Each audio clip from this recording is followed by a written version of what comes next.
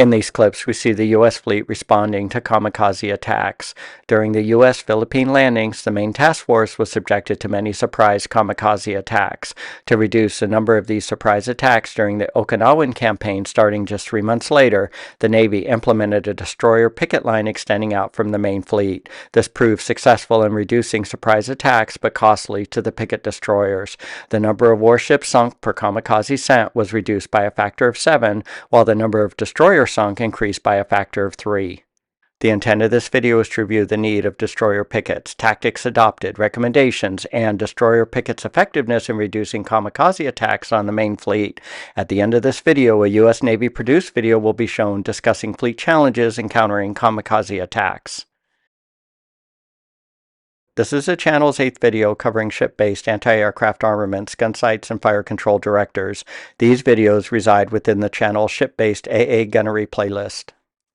Kamikaze attacks are by far the greatest threat the fleet has faced, as discussed on this page from an April 1945 Navy Anti-Aircraft Action Summary Report. In the past, ship-based anti-aircraft fire has driven off a significant number of conventional attackers, but it does not affect the kamikaze attacker. If the plane is not shot down or damaged to the extent that it is diverted from its course, then a ship strike is likely.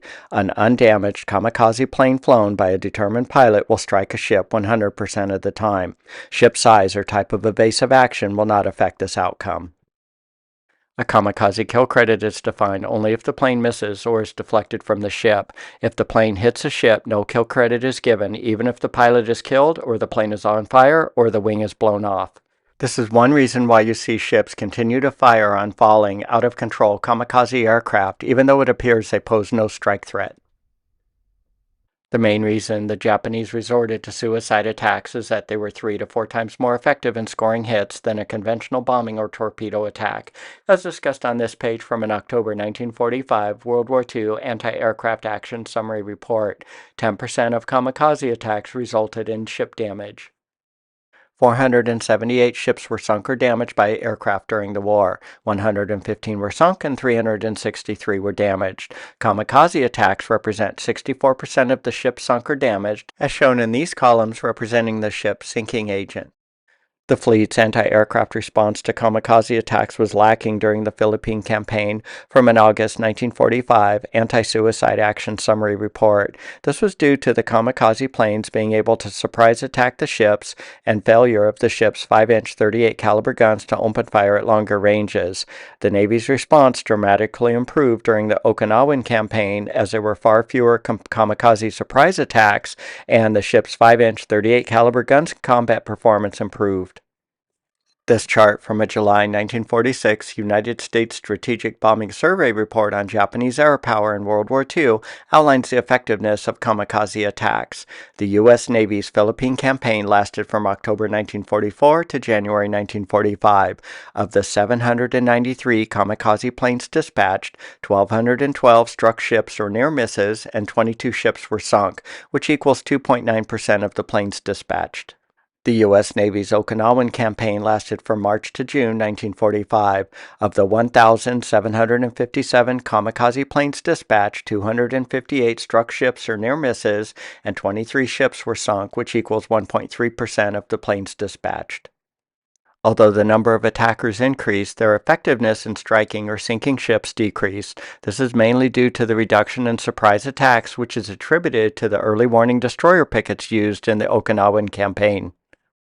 To reduce surprise attacks on the fleet, which occurred in large numbers during the Philippine campaign, radar pickets will be used to provide early warning to the main task force. The destroyers will fan out 40 to 60 miles from the support areas. This should provide a 7 to 10 minute early warning duration for a kamikaze plane traveling at a speed of 300 knots. This is plenty of time to sound a general quarters alarm. This map from a 1945 Battle Experiences of Pickets off of Okinawa document shows the location of the 15 destroyer pickets. The Fleet Task Force is located here. The 15 radar picket stations are located here. The distances from the task force are along these lines, where the longest distance is radar picket number 14 at 72 miles. Picket station number 1 was considered the most active and vulnerable to an engagement. The pickets provide early warning, fighter direction, and will engage the kamikaze aircraft with their anti-aircraft guns. Each picket station is also manned by a landing craft, which will assist in visual plane detection, gunfire support, and lifeguard duties. This page shows an example of an LCS landing craft from a 1944 Navy document on landing craft. The destroyers were effective in their goals, mainly reducing the number of main fleet surprise kamikaze attacks, but they took a mauling in the process. While the pickets were close enough to each other for effective fighter-vector handoff between their stations, they were too far from one another for mutual defense. A single destroyer can only effectively track and engage a single kamikaze raider. This chart lists a U.S. Navy ship's anti-aircraft armaments at war's end. A destroyer will be armed with 42 anti-aircraft barrels total. 3 5-inch 38 caliber twin mounts, 3 40mm Bofors quad mounts, 2 40mm Bofors twin mounts, and 10 20mm Oerlikon twin mounts. If engaging more than a single kamikaze, the destroyer's anti-aircraft guns will either need to be split and diluted, or concentrate on a single raider and then reposition his guns to the other threat. Neither option is ideal. To be effective, each threat should be engaged with at least 4 5-inch 38 caliber gun barrels. A destroyer is not armed with sufficient number of 5-inch guns to engage more than one attacker at a time. Due to the destroyer's isolation, lack of major anti-aircraft firepower, and their value on cap direction, they were targeted by the Japanese. They were successful in their early warning mission. They saved the assault beaches for more severe attacks. They took a mauling in performing their duties, though. This page lists the reasons why the Japanese targeted the Picket destroyers: to eliminate the early warning of the Picket by creating a gap in coverage that can be exploited. A single destroyer offers up an easy target to overwhelm, and they are encountered first on the way to the main fleet. A single kamikaze strike is likely enough to put it out of action. Destroyer picket duty is challenging to the crews. The crews need to be at 100% efficiency during their watch. Given the trying state of alert status, maximum picket duty duration is 4 days. The pickets work based on the attrition levels of the kamikazes, as discussed on this page from a 1970 naval analysis document on kamikaze attacks. Many kamikaze aircraft were picked up 60 miles from the picket stations. This detection provides an extra 10 minutes of early warning to the main task force. This table lists the damage and losses inflicted by kamikazes based on ship type. The first row is the type of ship. The values during the Philippine campaign, no fleet pickets, are shown in these rows, and the Okinawan campaign with pickets in these rows. To truly address the value of pickets, we need to add a row representing total kamikaze planes dispatched. These values were extracted from the chart shown earlier. We can also sum up the total kamikaze ship strikes. During the Philippine campaign, 793 attacking planes struck 57 ships, or 7.2% of planes dispatched struck a ship. 21 of the ships struck were destroyers. They sunk 2 escort carriers and 3 destroyers. During the Okinawan campaign, 1,757 attacking planes struck 89 ships. The 1,757 attacking planes struck only 18 main task force ships, or 1% of planes dispatched struck a task force warship versus 7.2% during the Philippines campaign. This factor of 7 reduction in percentage of main task force ships struck was mainly due to the destroyer pickets engaging with kamikaze planes, providing the task force early warning, and vectoring cap to the threat. The cost to the pickets is that they absorbed 231 attacks, took 71 hits, and sacrificed 9 destroyers sunk. None of the task force ships were sunk. Their sacrifice saved the main task force fleet from more severe attacks. Radar pickets are deemed an unqualifying success given their early warning provided to the fleet, fighter direction to the threat, number of planes shot down, breaking up of raids, and lifeguard duty. Let's take a look at other tactics adopted to combat kamikaze attacks. Craft are employed to crash dive ships of Allied fleets. This film presents highlights from a resume of information to date on the suicide threat. Also, the counter-tactics and countermeasures developed through experience with such attacks. Specially trained kamikaze units and pilots, hastily organized into suicide attack parties, strike at the fleet with a reckless spirit defined as typical of the Japanese mind applying itself to military problems. To these enemy flyers, there can be no more honorable death than self-immolation in a crash of flame on the deck of one of our warships. Principal differences between suicide plane attacks by the Japanese on a large scale and the conventional airplane attack are as follows. Range of enemy attack is greater because no return trip is necessary. Higher percentage of hits because missile is aimable right up to the point of contact. Suicide pilots are more determined than daring and are not deterred by actual or psychological obstacles. The suicide plane, with or without a bomb, is an extremely effective incendiary agent because of the gasoline carried. Any type of approach may be expected: deep and shallow dives and low-level runs. The enemy continually varies his type of attack.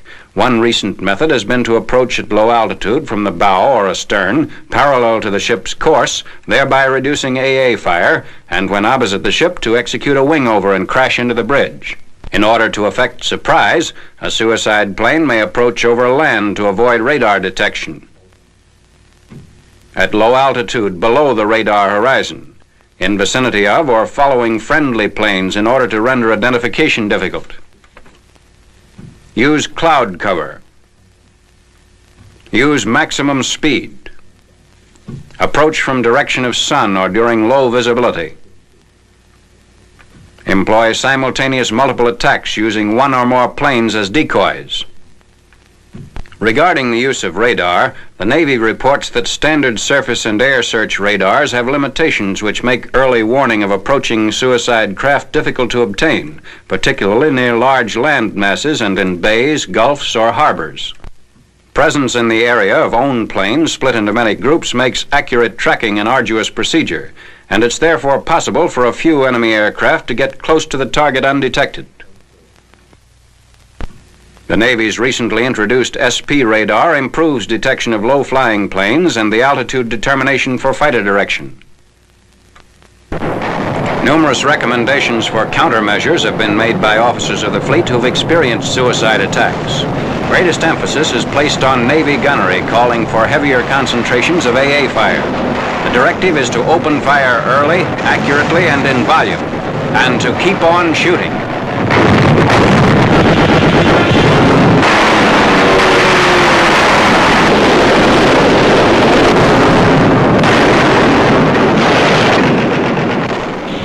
Hitting the source of the attacks before they can be launched. Employing carrier planes, the Navy has found the following methods most effective. Fighter sweeps of enemy airfields to destroy planes on the ground and airborne over the fields.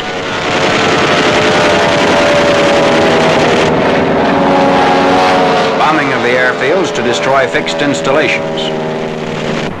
Use of long delay fuses to harass enemy activities at the airfields. Night fighter and intruder missions to prevent the enemy from flying reinforcements into or operating from his fields during the night.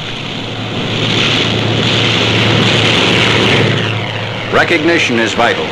All friendly aircraft must be indoctrinated to return to their own dispositions with IFF on. The Navy also states that they should be alert for enemy aircraft returning close to or with them, and if unable to attack the enemy planes, should advise their own base. Whenever possible, friendly planes should join up to return in large groups and not confuse radar operators with many small formations in the area. Friendly planes must avoid flying close to formations of surface vessels. When imperative for friendly planes to approach surface vessels, the planes must take care to do so in a manner which cannot be construed as hostile. IFF must be checked for operation. Radio communication should be established. Definite prearranged altitudes and courses must be flown, and at night running lights must be turned on. The Navy points out that suicide planes emphasize the importance of its lookout technique and calls for daily recognition training. Lookouts are directed to confine their attention to assigned sectors, even during attacks, and to avoid sightseeing and distraction. In discussing firepower, distribution of targets is stressed, referring to ships of a formation as well as to guns of a single ship. The Navy discourages concentrated fire at a single suicide plane while allowing others to approach unnoticed. No easy solution exists, but each ship and group is told to work out and enforce a system based on its own characteristics. VT fuses are recommended as extremely effective against suicide planes. Their limitation is their arming distance, 400 to 800 yards, and difficulty in getting the 5-inch gun aimed at the target and loaded quickly enough. Training to reduce this time and increase local control effectiveness is called for, so that VT-fused projectiles may be used in greater numbers.